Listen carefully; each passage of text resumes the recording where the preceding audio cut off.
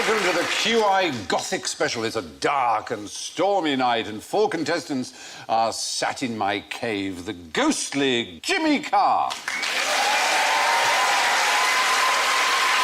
the gruesome Jack D,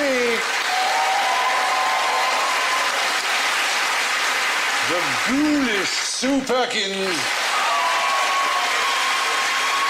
and the gibbering Alan Davis.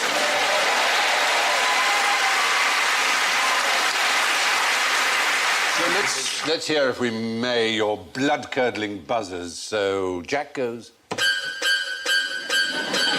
Jimmy goes. Here's Jimmy. Sue goes. And Alan goes. Arsenal 0, Norwich City 3.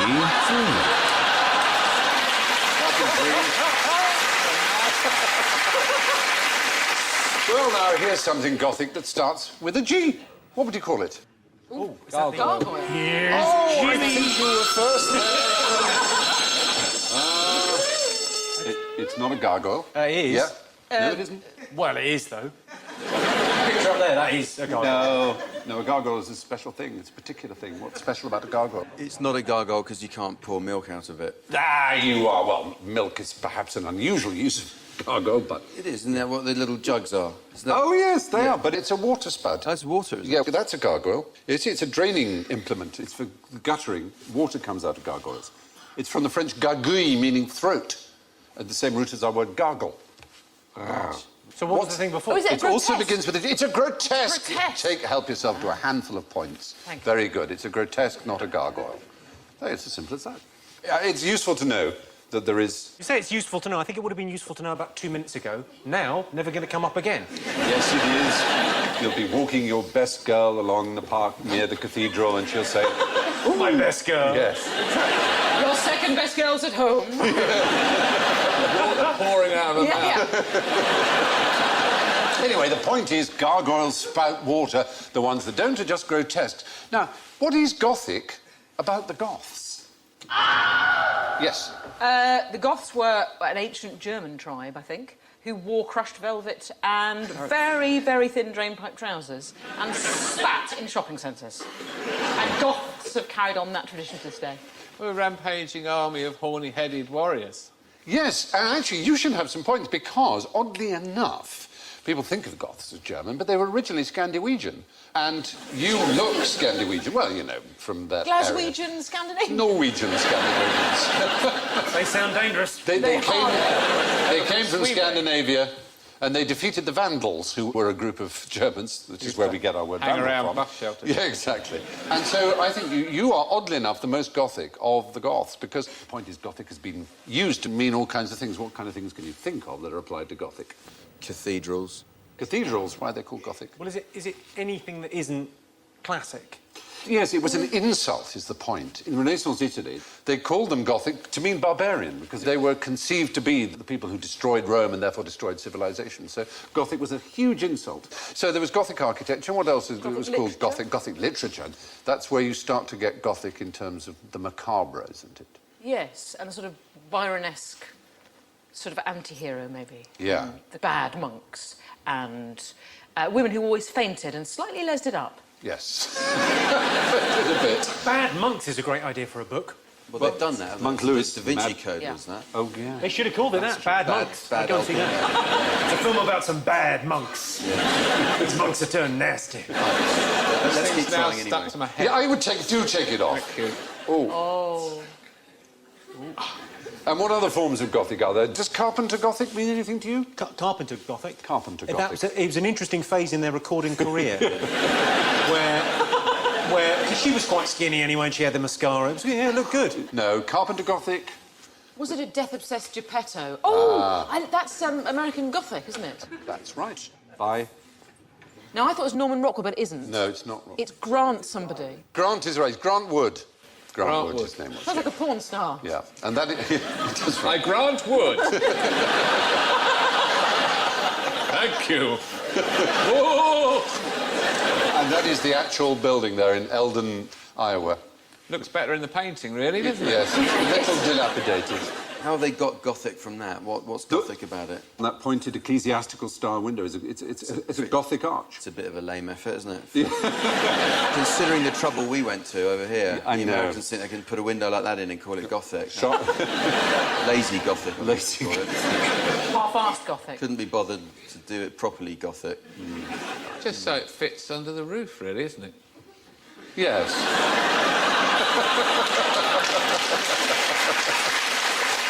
Oh, what are we going to do with the window? Oh, I don't know, we better bend it in and... Tell him it's Gothic.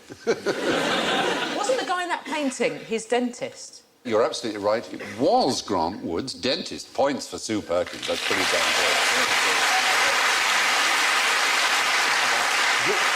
good. And the woman... Is it Gail from Corrie?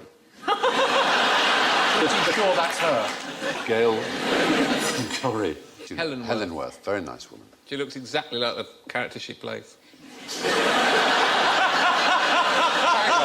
Very talented. There's an incredible similarity. That's very good. Anyway, so there are lots of things we call Gothic. And, of course, there are the young people who go about in black eyeliner and stuff. Well, I like the fact that it makes me think that the Goths sacked Rome only after being nagged by their mum for a fortnight. Oh, do we have to? Rubbish. They are. Goths, I like Goths. I have to say I like Yeah, Goths. they're emotional and soulful. Ah, now, if they're emotional, they're actually Emos. emos, aren't they? Yeah, don't get those two mixed up. Emos. I love an emo. I was a Goth for a while. Were you? I was asked to leave because I was just too miserable. You're a bit of a down, to be honest. You're bringing them down. Yeah. Bring the Goths down. I was an emu for a while. When did the hand come out? What is the difference between an emo and a Goth? I've missed that. One's a flightless bird,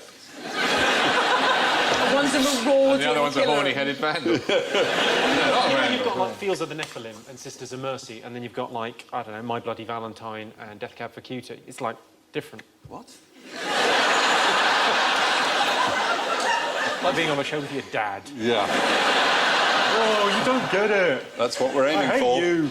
They say that emos want to kill themselves and Goths want to kill everyone else. I think Goths are just, they've decided to bring together all the things that parents hate and fear most. Yes. And just put it all into one look, you know, with a pasty face and horrible dyed hair and punk clothing and rubbish music and... Oh! Too much cider. I wanted to paint my bedroom black when I was a teenager. What's the urge there? That sort of seems to be very common. What colour do you want your room? Black. All of it. Totally black. Feeling black all over. Were you allowed to do that, Alan, with your room? No. Lots of wallpaper from Fads, right? And after I had it put up, I was quite pleased with it, and I was watching Coronation Street. This is 1982, I think. And Mike Baldwin was on at home with a glass of wine, flirting with someone with slightly boofy hair, and I Could've been any realised, year, let's face it. as I looked behind him, he had exactly the same wallpaper as me. And I felt really unwell then. I've got the same taste as Mike Baldwin. Very lowering. Fad. But then I settled on that as a role model, and that was fine. My bedroom, hyacinth bouquet, my bedroom, hyacinth bouquet, my bedroom, identical.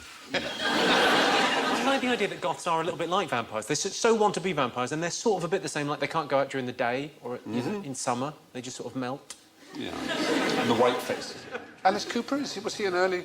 I mean, this is almost a Goth look, This isn't it? looks pretty gothy to It me. looks, Yeah, he counts. Gothish. Robert Smith of The Cure, does that Oh. count as Goth? I'd Love call it. that Defines it, pretty doesn't he? goth. Yeah. Susie He Sue.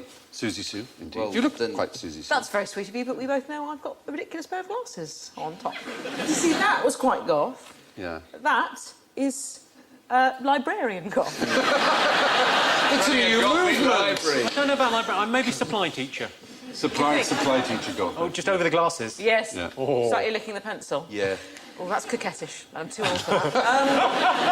Don't know what Well, happened the there. point is there were many things that we call Gothic, and just about the only thing they have in common is that they are completely unconnected to the Goths.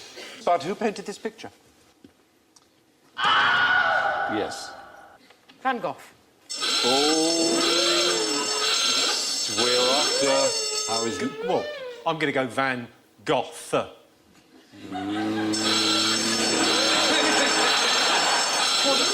Gogh. Van Gogh. Van Gogh? Van Gogh. Oh, Here's Jimmy. Cézanne.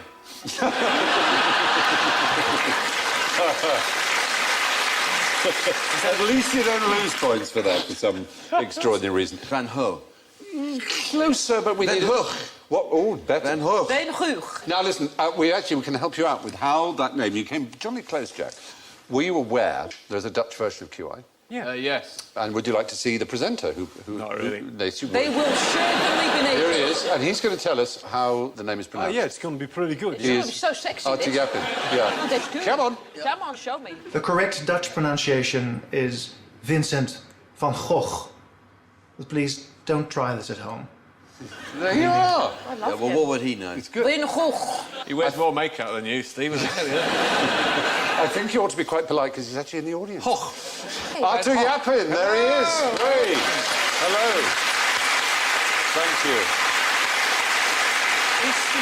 Arthur, hoe gaat het met jou? Het gaat goed, Mopje. Steven. Ja, goed? Dankjewel. Ja. Goedenavond. Ja. Excellent to see you. Very good. How does QI... Is it a success in Dutchland? Yes, people love it. Oh, good. And do you have a regular person who sits next to you every week? I do. He's called Thomas van Luijn. Van Luijn. Is he a bit... what's he like? How can we put this delicately? He is a bit like Alan. He's sharp, he's funny, he's clever. Yes, we have to be kind to them. And we have to be kind to them. You can see that behind Van Gogh Yeah, very good. is very similar to Mike Baldwin's wallpaper. It's really uncanny. So Looks you a had- little nicer. You had taste after all. After I also all. should say Artie Yappin is a very, very, very brilliant novelist. Dank u wel, Arthur. Dank je wel, Thank you. I've Bye. got two That's Arthur copies. Yappin, ladies and gentlemen. Thank you very much. Are we talking about Van Gogh Van Gogh. now? Yeah, go on. Because he gave his ear to a girl, didn't he? Prostitute. To a or prostitute, Rachel. yeah. Well, there, I'm yes. just I mean, that is wondering- the story. One of the I was wondering if that was a very primitive bugging device. He thought she was cheating and he went, right, I'm going to see. I'll leave that in the room. There's that John Sayles film. Have you seen it called Brother from Another Planet?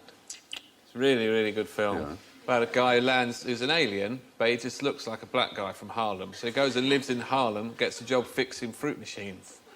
And what he can do, he can take his eye out and leave it, and then he can still see. Ooh, Much as I have done there. yes. I don't know why I've shut my eye to tell the rest of the story. Do you think Van Gogh was eavesdropping using his own ear? He was Almost leaving that around the certainly. place. Almost certain. Yeah. There is now a theory, of course, that he was cut off by Gauguin in a fight, isn't there? Yeah. Yeah. Oh, it's not pronounced Gauguin. Hey. You've got two G's. at least. Gauguin. There we are. I'll have you know. It looks like he'd have your ear off in a second. He And does. But of course, he was a bit unfortunate, Van Gogh, in his reactions to things. I mean, there was a girl he was in love with back in Holland, and he went round to see the parent who denied him access, and he put his hand in the flame of a candle, and kept it there, and that said, would have for as really- long as I keep it there, she can see me for as long as I keep my hand. I'll keep burning it. And the father just blew the candle out and said, go away.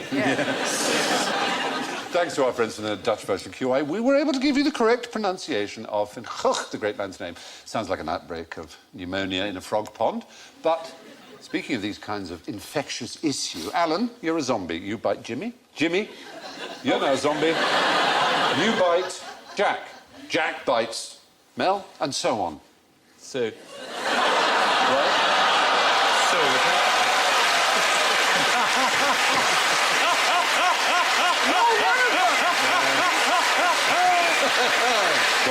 Stephen, Come on, you. 10 Get with the points. programme. 10 points now, Stephen, if you know our name. It's that warm personal touch that you get when you come on this show. Get the conveyor belt, come on. I'm so ashamed. Oh, Sue, I'm No one so... noticed you. Oh, Sorry, I've just been bitten and been called the wrong name. I'm sorry, Sue. No. I'm so sorry. Yes, you've been... The point is, there you are, the reciprocation has gone on. You've all been turned into zombies. What I want to know is how long it would take for the whole planet, everyone in the world, to be turned into a zombie. 15 minutes. That's 6.8 billion people. I reckon it would take about... How are they travelling? Just letting that... Well, the yeah. That is really... That like is the holding a problem. tea tray on a cruise ship. That is, years, millennia. I think it's a trick question. Because you're vegetarian, and you wouldn't bite me, I don't think. You'd have a salad. I wouldn't consume you, but I would be prepared to kill you and turn you into one of me. And then we will all live in windmills and solve crime.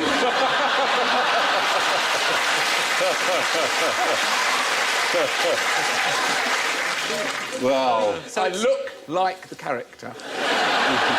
you do, actually. Not actually. Whereas Mel looks nothing like herself. You don't, Mel, I have to say. No, You look like the other one, if anything. I know, the other one. I can't remember her name. Yeah, go on. Zombies. Yeah. I don't know how long it would 16, take. 32. But they're all 64. biting one. Oh, so it multiplies out. It's an exponential growth, that's the yes. point. Although it's 6.8 billion. Isn't 3 there that days. great thing that they did, the Chinese emperor did 3 something hours. with a Yes, no. chessboard? Yeah. He did a thing with a chessboard where some guy said to him, you pay me 1 grain of rice for the first day, and 2 for the second day, and then 4, and then 8. And the guy said, oh, no problem at all, that doesn't sound like very much at all. And then by the end of the chessboard, it's all the rice in the world. It's more than all the rice in the world. It's way more than all the rice in the world. It's a staggering amount. It's 64 squares. It's 8 by 8. I'll tell you how many it is. I'm going to have to read it because it's not the kind of number you can easily memorise. It's 18 quintillion, 446 quadrillion, 744 trillion, 73 billion, 709 million, 551,615 grains, which is what the whole world could possibly produce in 80 years if all arable land was converted. So if that's 64, I reckon 30 days. But not Zombies. bad. 38 days is 38 days. days for a full infection rate. Do you know what this kind of progression is called when things like that? It's called a geometrical progression, as opposed to an arithmetic progression. But if it was really happening in real life, you wouldn't care what it was called. You'd just bloody right. run, wouldn't you? The zombie thing, Yeah, tell me I about- think zombie is a Haitian word. You're wrong. Oh, But it's associated with Haiti. I think it's voodoo, isn't it? Yes, but voodoo originated in... Haiti. Croydon. Whitby. What is Haiti? It's a Caribbean island peopled by Oh, so African. African thing? people, West African. So don't zombies actually exist in Haiti? I read some, probably nonsense, but that they get their venom from a puffer fish and they give it to Yes. people and it makes them kind of appear like, oh, I think he's dead, because they kind of go into a bit of a coma and then they wake up and they're very susceptible and they're like real zombies, and that's where the zombie thing comes from. You're very right. There was an ethnobotanist called Wade Davis in the 80s who discovered what he thought. It's his theory. It's not universally accepted that the pufferfish poison was being used to create a sort of zombie trance, a death-like trance, yeah. But it comes from unzamba, the West African word. Well, the point is, going back to the idea of Alan zombieing, due to the power of exponential growth, it would take just over a month for everyone in the world to be like Alan. I think that's worth doing. I'd love to see that day. I really would. Now, where's this fish? We were talking about pufferfish. Where's this fish going? A massive cat. It's got decoy written all over it. Yes. A bird. We're in Ghana. Accra, in fact. Can you see a line along the fish? Can you see Yeah, what's that's in... the lid. That's where That's the the guy cockpit. gets in who powers. It's a little mini sub. What did you say? Cockpit. Oh, I thought you said coffin. It's not. No. It's a coffin. Something In what is Accra, it? there's a tradition You get of buried in a thing with a painted face on the front. whatever you like. It can be a mobile phone, it can be a Bible, it's very common. Was he cremated or grilled? Can you have a floating one with a dome top, so just your head's bobbing on the wall? Look, you can have an aeroplane, you can have a car. Yes, you Oh, can that's have... wrong. Do you think?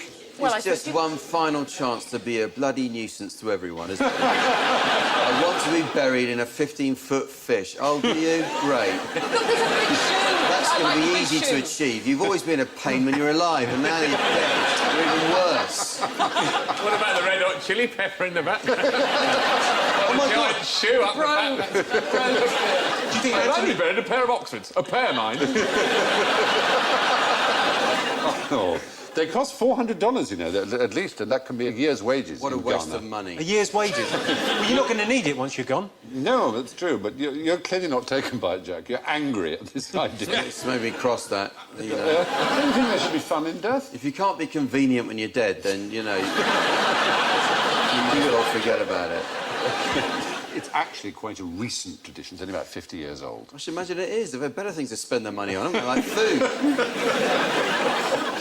Oh, Lord. Anyway. There's a tiny little fish up on the back shelf right at the top there. Is that because you put your cat in or something? Oh, dear, it's a rather sad thought. Maybe it's just a model to suggest. I don't like to How think quickly otherwise. does he knock these up? I'm just thinking, when do they... Because that must be quite depressing. Well, there's a lot Because of they come work. to you and they go, there's good news and bad news. Yeah. The bad news is, you're not going to make it. Here's a brochure. Yeah. Pick your favourite. Yeah, absolutely. I was once in a graveyard with my little brother, just walking through it, and he You can't begin a story. I was once in a grave. Well, walking through a graveyard. Quite nonchalant. Yeah. And you know the kind of old gravestones with the little curly bits at the top? Yes. And he thought that that's where chefs were buried. Oh. Oh, well, funnily enough, you know, we're going to do a question now about graveyards, I think. If you saw a graveyard like this, what would it tell you? That signifies... Yes, it does. Decapitation. No? He... Looks a bit old and derelict and disused and no, not using it anymore or No, something. it's brand new like that. A column... Deliberately built. Yeah. Was it that distressed look that Kirsty Allsop keeps going on about? On There's an element of that. Is it like died young or something? Yes, It's like- life cut short. It's a symbol of life being cut short. You have a I column... always thought they were just... No, it's deliberate. There's a lot of symbology going on in graveyards. I bet people have fixed those. I bet local that councils might have been be in there and true. gone, well, this needs redoing. It's a disgrace. That might be true. That's a horrible thought, isn't it? So that's untimely death. That's like a lightning strike through the... Yeah, a life cut short, literally that. There must be an age at which they died where they went, "No, actually, that is fair enough, that'll do." There's a broken chain, which symbolises, Messy divorce. well, a loss in the family, it Goth. seems. A loss in the family. Well, everyone's death is a loss in the family. Isn't it? Apples. Greengrocer. Sin. They represent sin. Sin. So fallen women would have apples. Fallen women might have an apple. Why would scientists be interested in liching, particularly in graveyards, on tombstones? It's a pollution indicator, isn't it? All that moss. Very good. You're absolutely right. And why is it particularly useful in graveyards? It absorbs pollutants like heavy metals, cadmium and things like Because that. there's- Well, you've got the dates on the gravestone. Very good. That's You one reason, so you know know how much of it exactly. there is. Yeah. And also because they tend not to spray graveyards with chemicals. It's considered disrespectful to spray them with, pesticides. So that's good on the grave. Well done, everybody. And what's the best way to ensure that your family never forgets you after you're gone? Oh, Haunting. Haunting is a good way, yeah. Insists on being buried in an exact replica of your house. Yes. That they have to pay for and therefore sell the house they live in to You're still angry, huh? finance it. Yeah. Being stuffed. Well, yes, being stuffed. Now, Preserved in some way. there's a very extreme example Leaning of that. on the mantelpiece. With a pipe. Just slightly in front of the television so they can't see it. one arm. Jesus. There was an artist called Hananucha Masakichi. Oh, yeah. Have you heard of him? he's bloody good. He's excellent. He's Japanese, and in the mid-1880s he was diagnosed with tuberculosis and knew he was going to die. So he made a statue of himself, so lifelike and so realistic. When he stood next to it, people couldn't tell which was which, apparently. He handcrafted glass eyes and then bored a tiny individual hole for every pore of his body, and then took the hairs from every pore of his own body and put them into the other pores. He pulled out all his own fingernails and put them in like that, yeah. His toenails and his teeth, right? Now, obviously, this is a replica because it's quite shiny and obviously not anything like a real person. Can you imagine if he'd done all that and someone had gone, actually, it doesn't look that much like you, and you're left No teeth, Yeah. no nails. Pulled his own teeth out while he was still alive. He wanted it to be absolutely real. It's not. But sure, who was it for? Gunther von Hagen. His girlfriend and his family. Imagine he'd taken his eyes out at an early stage and realised what a stupid mistake. Oh, damn. But it found its way, the original, to Robert Ripley's auditorium in Los Angeles. But Not what he unfortunately, had in mind. it was injured in an earthquake in '96, and it's currently awaiting restoration. There is a replica in London's auditorium. I didn't know we had an auditorium, but apparently we Yeah, do. we do on Piccadilly Circus. Yeah. Where did they get this one from, then? No, this is the one from the auditorium. There are other things you can do, though. You can be turned into compost. Well, what happens is you're dipped in liquid nitrogen and then vibrated, and liquid nitrogen makes you so brittle because you just turn into Vibrating. sort of And if dust. Yeah, it smashes That's a into sales dust. pitch, isn't it? And if that doesn't kill you... Then use a magnet to get rid of mercury and other metals, which can then go into the making of something if you wanted to, or into an ordinary recycling thing, so they just make a car or whatever it is, or bits of a car, obviously. And then you've got about 25 to 30 kilograms left over, which gets put into a coffin made of maize or potato starch. And you're then buried and you rot into the earth and you're biodegraded in about 6 months, 12 months, something like that. It's a weird how the world has changed, isn't it? Because it used to be people wanted to leave a mark on the world. That was the whole purpose of a kind of great laugh. I'm going to leave a mark, people will know I was here. And now, exactly the opposite. I'd like no one to have known. Yeah. I won't leave a mess. Yeah, absolutely. You won't know I've been here. Yeah. Cuban grow back. Well, there's a That's your Uncle Jimmy there. That tomato sticking out of him. What about... I've done Pat Joy this year on him. I'd be very happy. What about letting your family see you disintegrate, see you in your coffin? Have a camera. Have a camera in your A coffin? webcam, yeah. There is a Seattle-based company called SeeMeRot.com. I'm not making it up. I'm not making it up. And they have a light and they have a webcam, and you can watch your loved one basically rot. There you go. Can I... When you say the only problem I've got with that is loved one. Their slogan, being dead and buried, doesn't mean you can't have friends over. But it's buried underneath. Imagine if you were watching the webcam, just watching and watching and watching, and then suddenly it went... You would be so freaked out by that, wouldn't you? You know, they used to bury people, and sometimes they'd be scratching on the coffin lid and all that, because they were in a coma and then they woke up. Yeah. Nowadays, they should just give you a mobile. Yes, I think that does happen. People do. There are a lot of people who are really afraid of being buried alive. I'm quite afraid of it. Now you mention it. Honestly, what I mean is they have a real... Don't bother me. They're obsessed by it. Whatever, bring it on. I prefer it not to happen, but I have to say I don't think about it. You have a mobile. There are people who really think about it and plan against it. That's I get frustrated enough if I can't get signal if I'm in a hotel. Oh. I mean, that You'd be annoyed if your battery run out. 6 feet under, you've got no chance. Because also, you make that call, but only after checking your emails. I better get out of this coffin. I'll just check if I've got... Oh, the battery's gone. Now, perhaps the most macabre posthumous gift, as I say, was that Japanese chap there, Hananucha Masakichi, which he constructed entirely out of his own body parts. But tell me about the vampire squid from hell. What do you know about that? What's scary about it? Is that it going through your digestive system and the havoc it wreaks? It does look a bit like one So of I have those... had a meal like that in Spain. When you say it's from hell, it's actually quite nice, and it didn't fit in hell, so it came back. Its name is Vampyroteuthis infernalis. It has the biggest eyes of any animal relative to its head. If the equivalent in a human, it would be the eyes of a foot wide. It would be Natalie Imbruglia. And yeah, if you like. And there one is. They're rather ugly. I have to say, they're not the I think prettiest she's all things. right. You like that, do you? Oh, there it My is. God, that's hideous. It sort of looks like an organ of some kind, doesn't it? It's It's rather rather... of a baked potato at the moment. Yeah. And they live in the dark, so they don't... They live really deep. They're the big eyes you can see. Oh, yes. There's a tendril that comes out, which... That's off-putting. They are so deep. They're so deep that their defence is not ink, which would be no good because the water's so dark down there.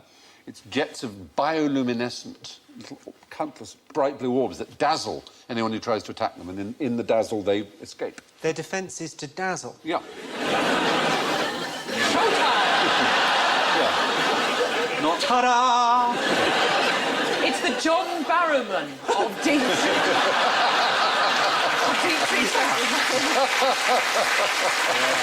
Get back or I'll show you my teeth! Anyway, despite its name, the vampire squid from hell is a docile creature that floats through the ocean, releasing a kind of firework display from its arms when threatened. What's the toughest way, though, to become a mummy? Well, I'll take it. yeah. Here's Jimmy! Reverse cowgirl?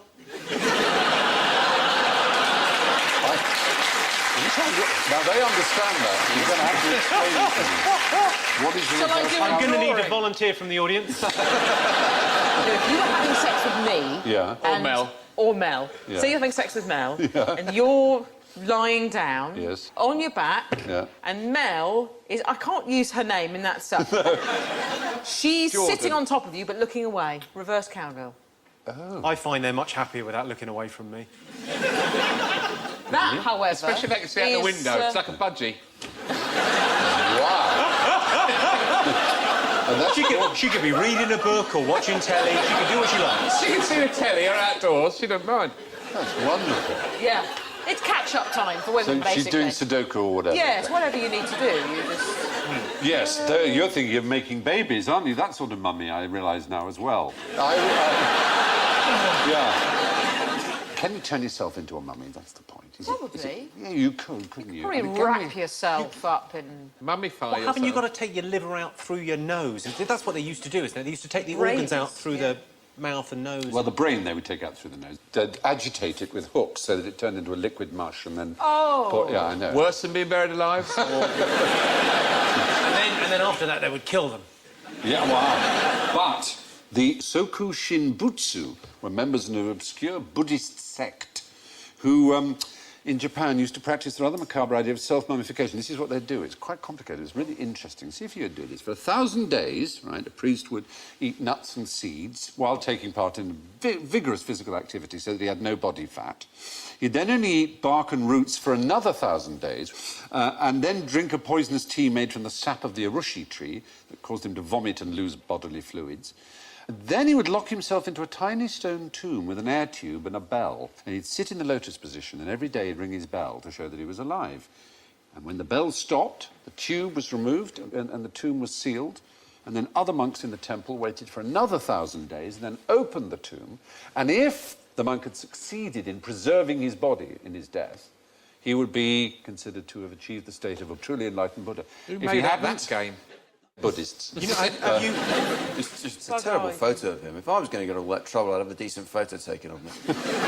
I like this because, I mean, a lot of people get away with thinking that Buddha is like the sane religion. Buddhists are normal and decent, but even Buddhism has weirdery beyond belief, really, I'm afraid. Yeah. They don't do it like that anymore, obviously, do they? No, it's now an illegal form of suicide. They have a webcam now, don't they? I think as a form of suicide, though, I think that should be promoted because, you know, if you jump off something high and land, it's all over very quickly. You've not been able to think it through. With that, you can sort of change your mind. You go, do you know what? I fancy a drink. After about 900 days, you go, oh, pizza wouldn't go amiss. But if you open it after 1,000 days and he hasn't turned into a mummy, would you say, that's it, I told you he had a Twix?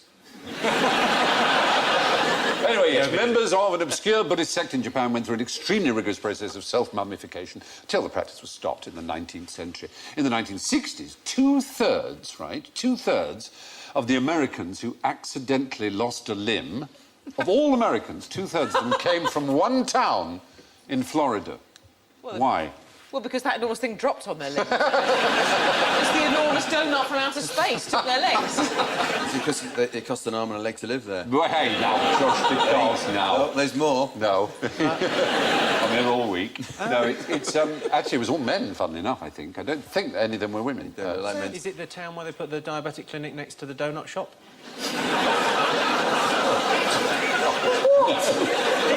Yes, it does. Is it the town where the helicopter pad was next to the taxi rank? No, An unnatural amount Sharks. of... not sharks, no. This is self-harm we're talking about. Oh, amputee wannabes. I think I've made that sound disrespectful. Amputee wannabes. Is it like it's new on ITV2, you are going to love it, I'm presenting. Yeah. Welcome to Amputee Wannabe. So, No, it's not that form of dysmorphia. It's self-harm for another reason. To avoid the draft, is it? No, but it is for gain. Oh, insurance. Insurance is the right answer. Insurance it is. It's from when you said avoid the draft, I thought what a cardigan would have been an My legs are freezing. Hang them off. Really? So you put your jumper on and then wrap the arms around your neck. But they did do a lot. They sawed them off. It was just became a fever of it. More than 50 occurrences with a town of a population of 500. Most of the limbs were shot off at close range with hunting rifles. Triggers pulled unexpectedly as victims climbed fences, guns misfiring. These were the claims they made. All the mishaps involved men, yeah. Somehow they would always shoot off the parts they seemed to need least, said the insurance claims investigators. Your left hand. Yeah, the left hand at work, a man his foot while protecting chickens, lost a hand while trying to shoot a hawk. A man lost 2 limbs in an accident involving a rifle and a tractor. But now the time has come to see what skeletons are lurking in our closet of general ignorance. So, skeletal finger bones on buzzers, if you please. What does this tell you? Yeah. It's your heartbeat, isn't it? Ah, but this... Well, that tells you you're dead. Oh, Jackie, Jackie, baby. You've fallen into another trap. No, it's flatlining, it's called, as you probably know. And in films, it tends to mean you're dead. But in real life, if you died, you wouldn't get that. So why do they panic when that comes up? Well, because it tells you that in real life, that would only happen if you tripped on a cable and pulled it out. But hey, well, he could be right then, because someone could have died. They tripped on the cable. Yeah, but it doesn't tell you that they're dead. It tells you the cable's missing. Then you would find out they're dead. Similarly, the defibrillators you use like that, what do you use those for? To start the heart up again when it stops, or... Oh, I use them for making paninis. Very good. They're paddles, didn't they, to get the heart working again? It's for an arrhythmia, to get it in. It's not to start a heart that stopped. Although, again, in movies, that's what it's used for. It's no wonder I failed my finals, really. It is probably as well for the world, though. Anyway, if an ECG monitor goes completely flat, it probably means that somebody's tripped over the cable. After the Vietnam War, who was buried in the tomb of the unknown warrior or soldier? We don't know. I think all of them are anonymous, deliberately. Sure, the whole nature of this show will mean that the unknown soldier, it'll be he wasn't a soldier, they knew him, and he wasn't dead. He wasn't dead. Yeah, I mean, the unknown soldier was actually buried in a replica of a large red chili somewhere in Ghana. Was he an unknown soldier when he was still alive as well? When he was just... He kept turning up and everyone said... Howdy, how you doing? He seems keen to join in. I don't know who he is. No, that unknown soldier, he died. Oh, it's burying him. No, what happened in the case of the Vietnam War was that there was an unknown soldier buried there, but there was a particular family who thought they heard that the unknown soldier had died in a helicopter crash, but they thought their own son had died in the same helicopter crash. And so in the 1990s, they persuaded the American government to do a DNA test on the unknown soldier, and it was indeed their son.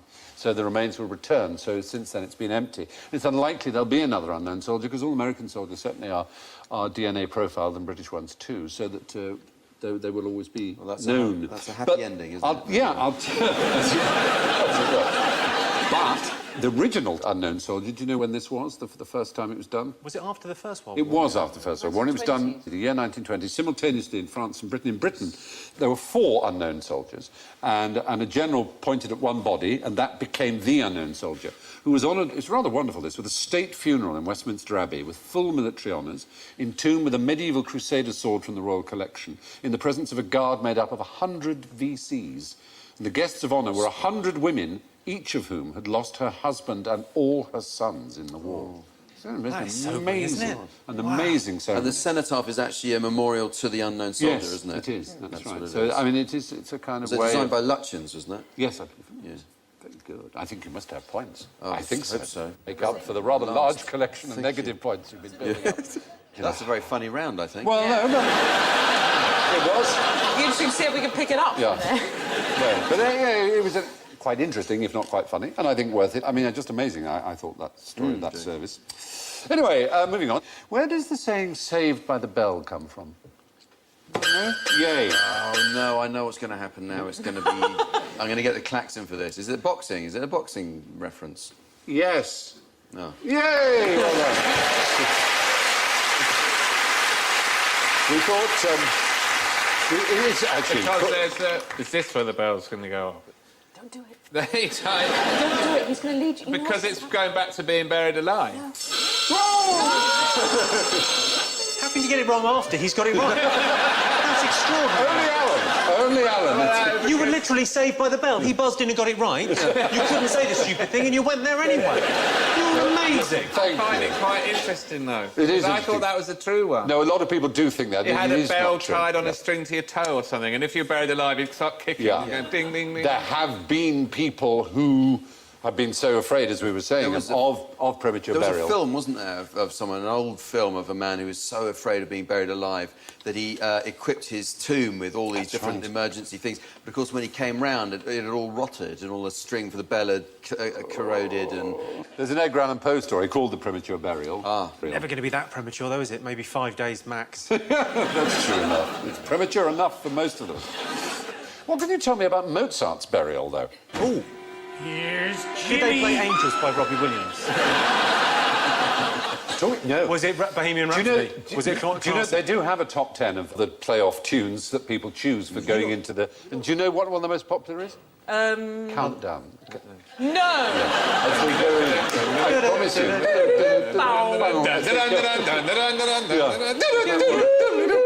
There's a quite interesting fact about this. One of the most popular ones, because it's one of the most popular songs, is Bohemian Rhapsody by Queen. Yeah. And the next track on their best of, if you bring the CD of the best of to play, is Another One Bites the Dust. Oh, very good. You've got to be really quite quick. Yes, you have.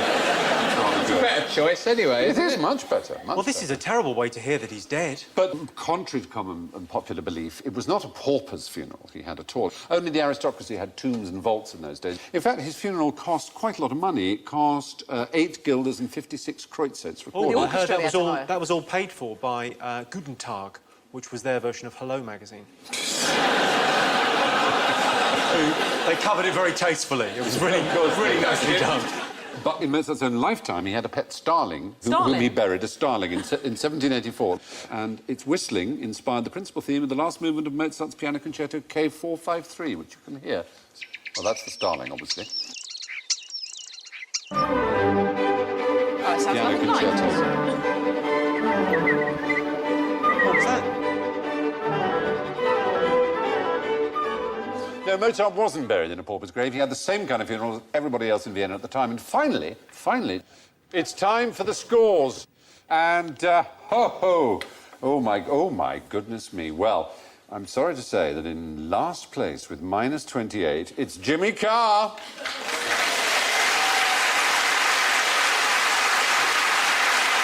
A little better with minus 26, Sue Perkins. But there's no question about it. Tonight's winner, tied on minus 17, it's Alan and Jack.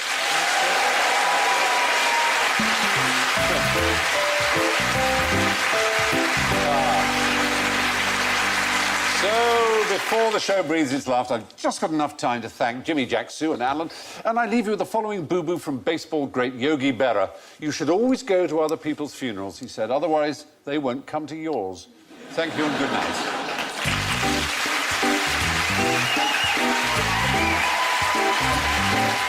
And the comedy continues tonight over on BBC 4.